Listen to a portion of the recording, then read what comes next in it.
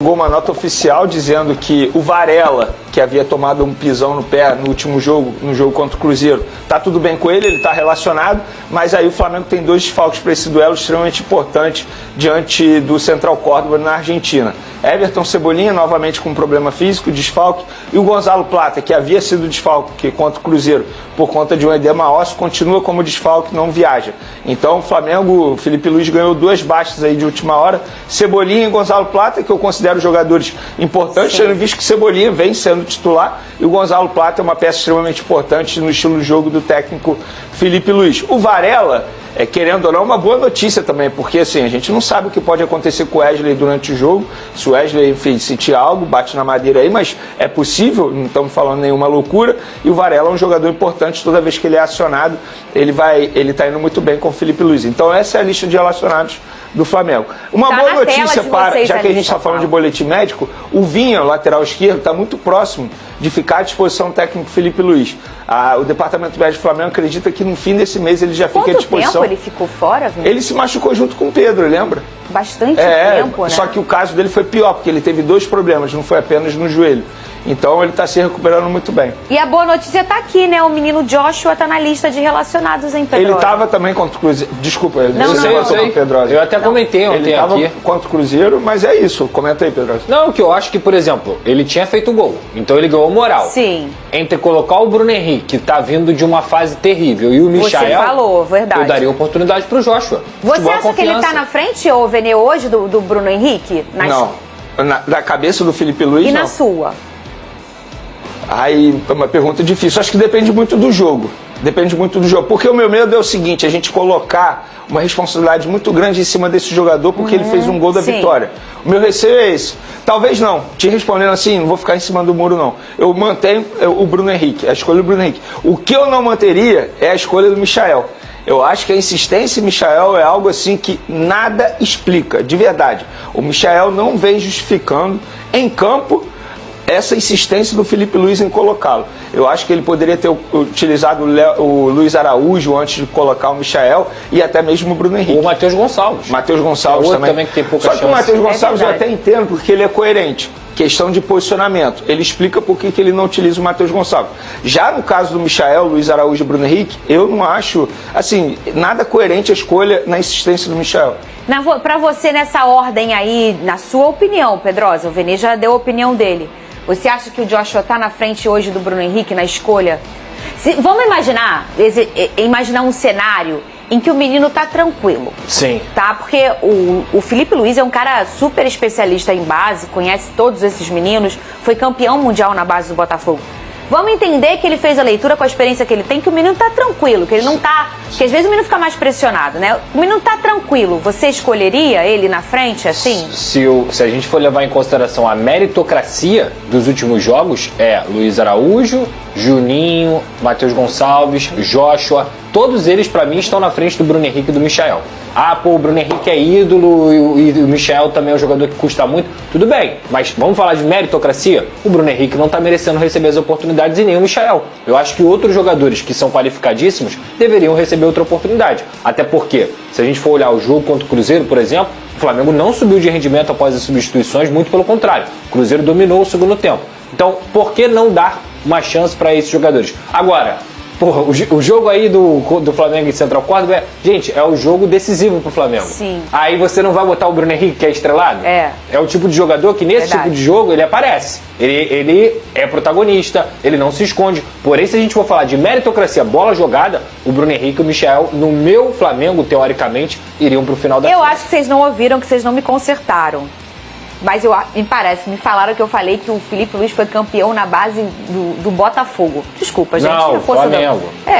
Mas eu confesso que eu não... Eu não ouvi também eu falar isso. Muito bem. Isso. Vene Casagrande, se você tivesse hoje que escalar esse Flamengo, o Flamengo já entendeu como vem o Central Córdoba, né? Foi a pedra do sapato do Flamengo. Como você escalaria esse Flamengo pro jogo de amanhã? Isso é até um bom debate. Ontem eu fiz uma live no meu canal e assim, o grande debate foi: o Danilo tem que ser titular na vaga do Léo Pereira? Sim. Por conta das falhas do Léo Pereira? E eu vou dar a minha opinião. Eu escalaria o seguinte: Rossi, Wesley, Léo Ortiz, Para esse jogo contra o Central Córdoba, eu manteria o Léo Pereira. Sim. E eu vou justificar o porquê. Aí botaria o Alexandre na lateral esquerda. Meio de campo seria De La Cruz, Pulgar, Gerson, Arrascaeta. Já que não tem o Cebolinha e não tem o Michael, eu não colocaria o Michael. Iniciaria com o Bruno Henrique, no ataque o Pedro. Seria o meu time. E por que você colocaria o Léo Pereira? Porque se eu tirar o Léo Pereira no jogo seguinte de um jogo horrível do Léo Pereira, eu acho que você queima demais esse jogador, tira a confiança demais desse jogador. E o Léo Pereira, ele não vem fazendo partidas terríveis. Ele fez uma partida terrível contra o Cruzeiro. Mas ele não vem de uma sequência terrível.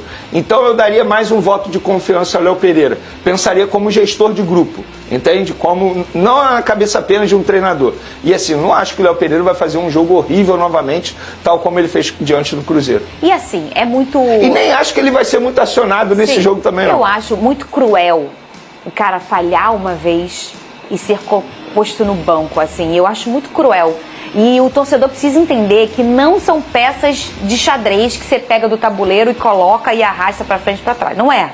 Não são. São pessoas que precisam ter um mental forte para conseguir desempenhar.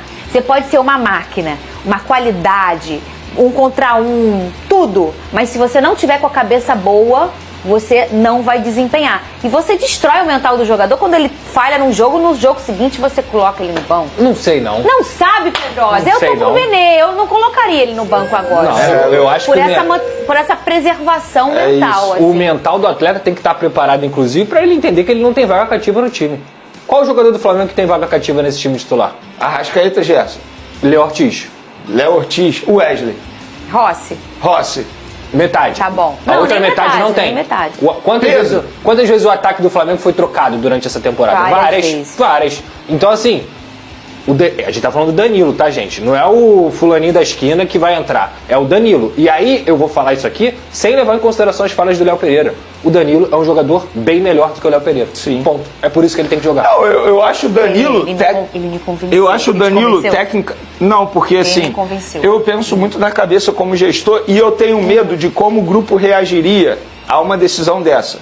Entende? Assim, mas não é a primeira vez que ele falha, inclusive. Não é. Ele falhou contra o Central Córdoba. Ele falhou também contra o Fluminense. Olha, as 3 vezes que o Felipe Luiz perdeu. Só que, beleza, há 5 dias o Felipe Luiz estava dizendo que o Léo Pereira era o melhor zagueiro do futebol brasileiro.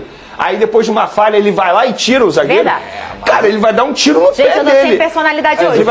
Mas olha só, ele tem que, ó, esse discurso dele, eu entendo até o discurso do Felipe Luiz muitas vezes que ele faz pra proteger o grupo dele. É verdade. Tá? Mas ele disse publicamente isso, Pedro. Eu vou te falar. No dia seguinte, ele tem que rever essa situação. Eu concordo. Porque, assim, inclusive ele defende demais o Michel. É um absurdo o que ele faz. Ele defende o Michel incessantemente. Ele fala que o Flamengo jogou de igual para igual quando não jogou de igual para igual, que foi contra o Cruzeiro. Ele fala que a torcida pode acompanhar ou não pode acompanhar. Ele fala que o Léo Pereira é o melhor zagueiro do Brasil. Peraí. Sabe o que ele parece? Eu adoro o Felipe Luiz. Reclamou da logística publicamente, internamente. Eu adoro o Felipe Luiz, mas ele tem que melhorar. Agora eu vou fazer uma comparação aqui. Vocês não são mães, não sabem, mas existe uma coisa na maternidade que é o grupo das mães. Ah, é? Na escola, Aí tem sempre uma mãe que o filho dela nunca errou.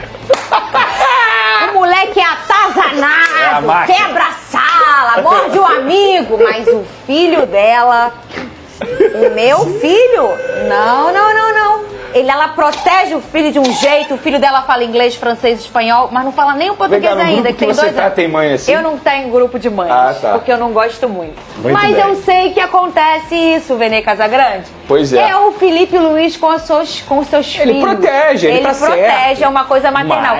Não. Beleza, proteger é uma coisa. Ele virar na coletiva e falar, não, eu gostei do Michel porque ele fez tudo que eu pedi. Gente, o Felipe Luiz não pede pra ele perder um gol da forma que ele perdeu. Então, assim, não dá pra ele dizer momento, isso. Né? O maior problema do técnico é quando ele distorce a realidade. Ele não pode distorcer a realidade, que é falar que o Flamengo jogou de igual para igual com o Cruzeiro, que é proteger o Michael. Ele tem que ser honesto, cara. Ele tem que falar, cara, realmente o Michel não tá jogando da forma como a gente achou que ele poderia jogar, mas é um jogador que eu gosto muito, que faz tudo que eu peço e tudo mais, e segue a vida. Inclusive, isso é informação, que eu já trouxe essas informações lá nas redes sociais, o Flamengo entende que precisa contratar atacantes de ponta. Porque os atacantes de ponta que hoje estão à disposição não têm o perfil e características que o Felipe Luiz deseja. Então ainda quer de mercado. velocidade e explosão. Exatamente. Além de Jorginho, o Flamengo quer contratar 2 atacantes de ponta e um meia, E o Jorginho, camisa 10. Renê? Jorginho tá certo, tá tudo certo. Tá fechado. Então, 2 atacantes de ponta. Além do Jorginho, 2 atacantes de ponta com habilidade, com explosão. E que também saiba finalizar, fazer gols. E um camisa 10, que no caso é o João Félix. Pô, mas aí eu vou tudo, novamente. cara. O Everton Cebolinha não é um jogador de explosão? Eles não consideram O isso. Luiz Araújo não é? Eles não consideram. O Plata não é? O Michael eles não O consideram. Michael eu tenho certeza que não é. É, então. Sabe Eles não aquele não criança é. que tem muitos brinquedos? Que é